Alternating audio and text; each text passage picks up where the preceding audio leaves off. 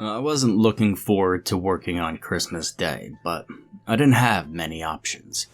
I've already used all my time off, and was the last one asking to be free. And how unlucky do I have to be? I mean, everybody else got the day off on Christmas but me and a new guy who just started working with us. My coworkers teased me for the whole month about being, literally, the only one who had to stay at the mall during the evening. We had this joke. I don't even know where or when it started, but the joke consisted of a story that we all knew. A story that has been running around the mall since it was first opened, I believe. And supposedly, during the whole month of December, weird things happen at the mall. The things varied from someone mysteriously tripping as if they had been pushed to things being moved or things being thrown. You know, things getting lost, just stuff of that nature. And the random things always start mild, but as the month progresses, they get kind of creepier. People claim that on Christmas Day, a malicious spirit actually appears. As mentioned before, the story is very well known to the mall staff. And older staff like me always made sure that the newbies, including the temporary staff over the Christmas period, know the story. Now, of course, like every single ghost story, some believe it, and some refuse to think it's real, and some people even laugh at it. Though, surprisingly, lots of people start believing it when things start happening. And some people have gotten so scared that they've even cried about it. The story is basically what keeps us staff sane during this crazy winter period. Do you have any idea how boring and stressful it is to work at a mall? Especially the biggest one in the city during festive times. So our little story and pranks are the only things that make us laugh and gets us distracted from our miserable jobs during this time of year. It's a tradition that's been around for so long, we can't even track where it began. However, this year it took a sudden turn. You see, somebody tried to scare me. They tried to pull the ghost prank on me. I mean, of course, I never fell for it. Though, through the whole month, I tried figuring out who was behind this. Was it my friends, or was it one of the smart-ass newbies? Both options made sense. And at first, I thought it was utterly stupid that my friends were trying to scare me, since we've been scaring people together for so long. Then I realized it might be because I was spending Christmas night at the mall. I have to admit, the person pulling these pranks on me was clever. I'm part of the security staff, so my job was to be alert, but I never got any clue of who it was. I never saw a shadow, never heard anyone, nothing at all. Whenever I confronted my friends with very funny guys, or any kind of sarcastic comment regarding the joke, they seemed rather confused.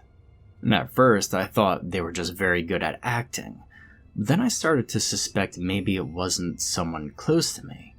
But once again, I wasn't sure at all. I know that being part of the security staff, I could have just asked some of my coworkers who worked monitoring the security cameras. However, we had this rule or deal, whatever you want to call it, that during the Christmas period, that it was forbidden. Precisely so that we could have more excitement not knowing who was pulling the pranks or who did this or that. And also, I wasn't really much of a friend of the man who worked monitoring the cameras. His name was Tyrone. He was alright, but he was very quiet and never involved himself with the rest of the staff, regardless of being part of the older staff members. And he had been working there for 20 years, which I think that made him the most senior staff member, yet he was quite a mystery. He always sat on his own, ate on his own, never spoke and barely looked at anybody. And we think that's the reason why his staff companions, the other people in charge of monitoring, never lasted long. So, for all the pranks I've gotten were the same ones I pulled on people, changing the position or placement of things, dropping things, hiding them, creating noises, those sort of pranks. However, a week before Christmas, I started getting notes on my locker. Basically, somebody started writing 7 days till we meet, 6 days till we meet, and so on. They wrote this at the back of my locker with something that looked like the same fake blood we normally use to scare people with. Every day I had to clear my locker, so I get it. It was payback or something. However, on Christmas Eve, right before I went home, I had to use the restroom. And the staff bathroom was basically similar to the other bathrooms at the mall. It was a room with plenty of stalls, sinks, and mirrors. And when I entered the bathroom, there was nobody else there. So I went for a piss, and by the time I got out, I noticed somebody had written on a mirror, "1 day to play this game." The weird thing is that I never heard or saw anybody walking into the bathroom. And whoever wrote it was definitely very talented and also committed to get me. I didn't freak out, but I was curious. How did this person do it? How can anybody be so quiet? So the next day I started my shift around the time the rest of the people were leaving, about 9 p.m. And when I got there, my friends who were ready to go joked around saying things like, "Oh, I hope the ghost doesn't get you. Don't get possessed," and things like that. The mall was chaotic, but by 9:30 when everything closed, and it was just me and this newbie called Charlie, everything was peaceful. Our job was rather easy. We just had to walk around the mall making sure we didn't see anything weird.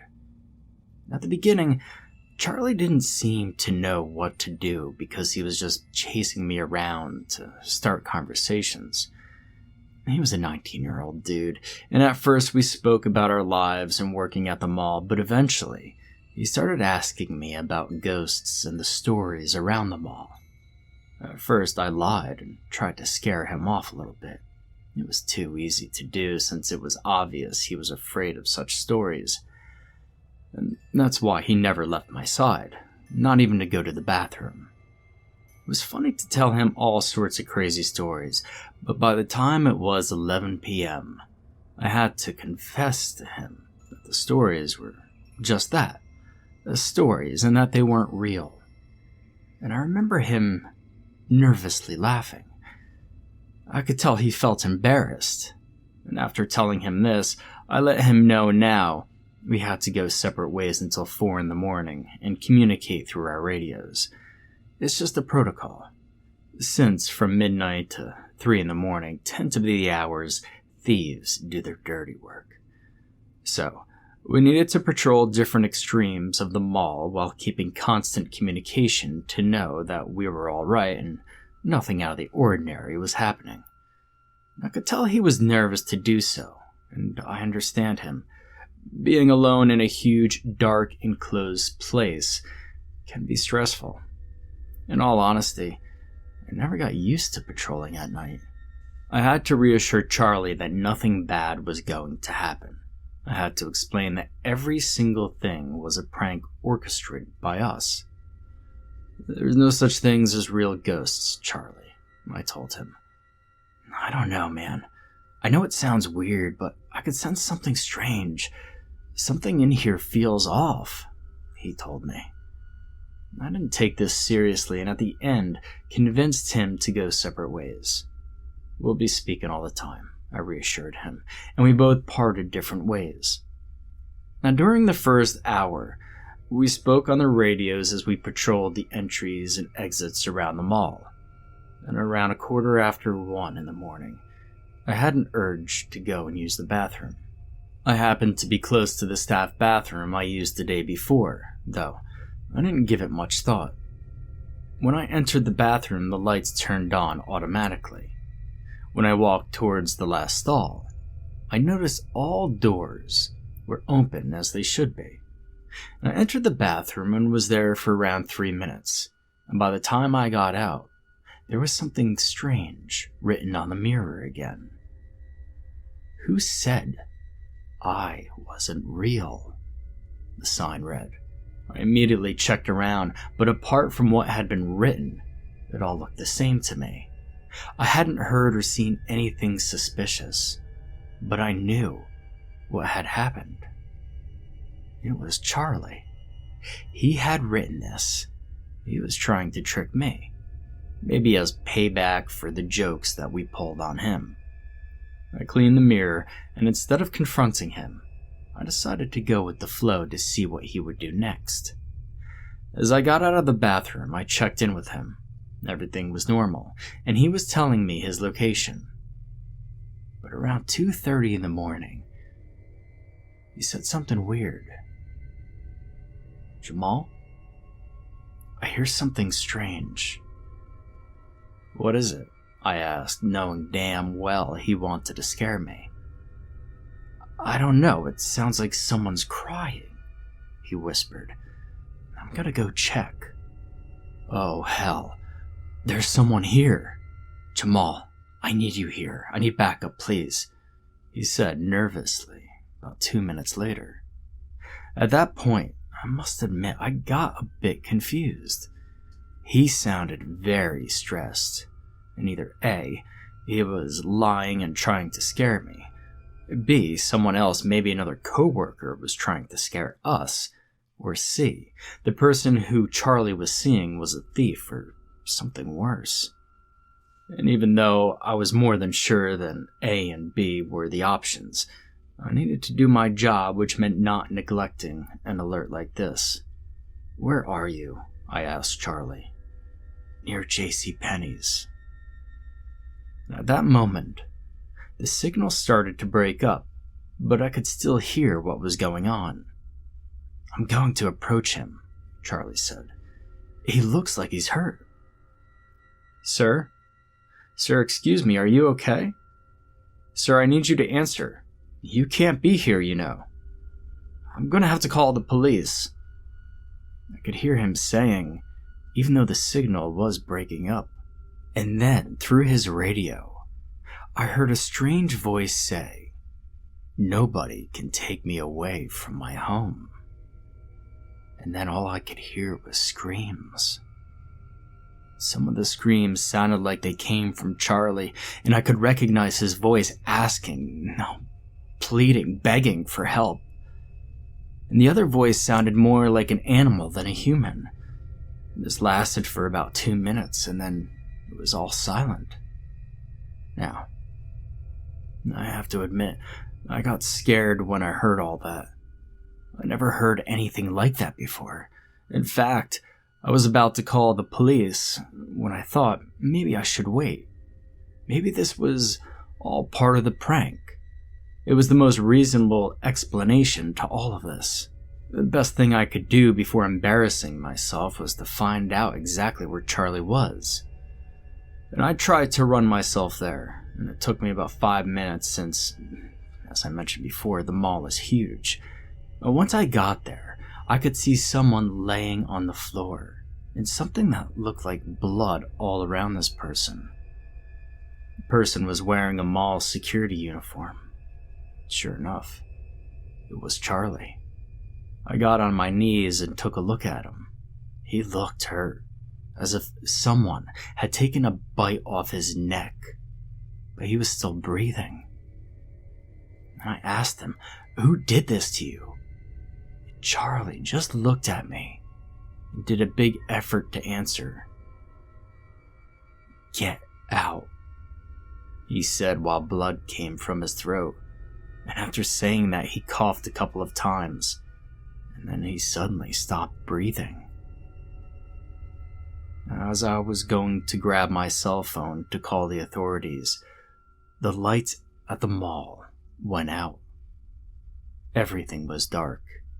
Luckily for me, I had my cell phone and flashlight to help me out, although using them could possibly be more dangerous. I started thinking about where I should go to hide, and that's when I realized the camera room was nearby. I don't know how I did it, but I managed to get there in the dark and without making a noise. Luckily, I had the keys to open it. The weirdest thing is that even though the lights in the mall were out, the screens were still working. And on the screens, I could see a man looking around the mall looking for someone. The strangest part is, this man was not using his legs to walk. He was floating. At that moment, I freaked out and I didn't know what to do. I wanted to call the police, but I didn't know if they would believe me. So I grabbed the cell phone that the company gave me as chief of the security staff and contacted Tyrone. Now, surprisingly, he answered very quickly. I don't know how he managed to understand me, but looking back at it now, I think he already knew this call was coming. "Listen to me," he said. "You can't call the police or anybody yet. You have to wait there until 5 in the morning. I know it's stressful, scary, and disturbing, but you can't put more lives in danger. Okay? I'm going to call the police for you after 5.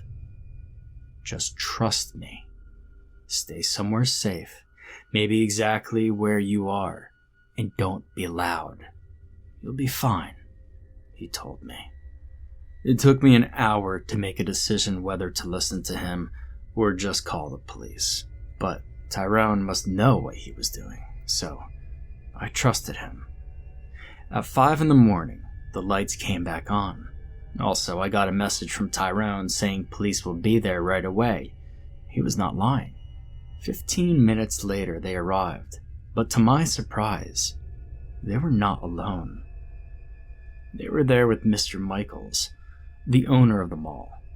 And I thought the police would speak to me, but instead Mr. Michaelis stayed with me in the room as the police went to check the body.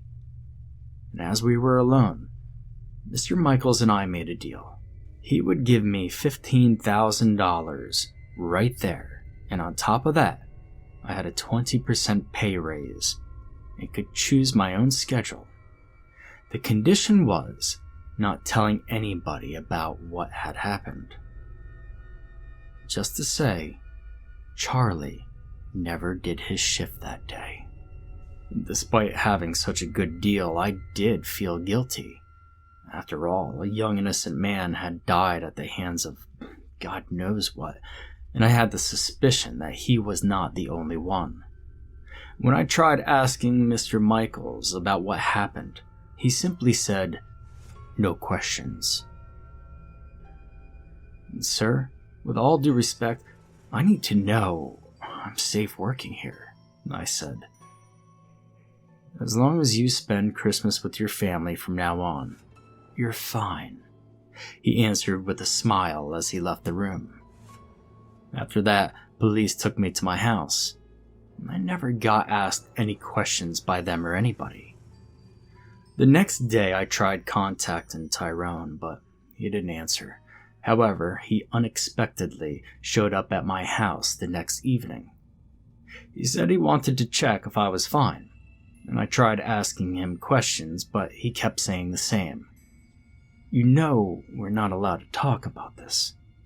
We got paid for our silence," which meant he had something to do, or at least knew more about this.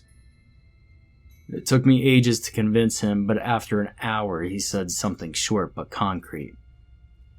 "You know the story of the ghost you and your friends and others at the mall love using for fun? Well, if you'd have taken it seriously, you would have known it was true. There is in fact something particular that happens on Christmas every year. The story was created in order to warn people, but didn't get taken seriously," he told me.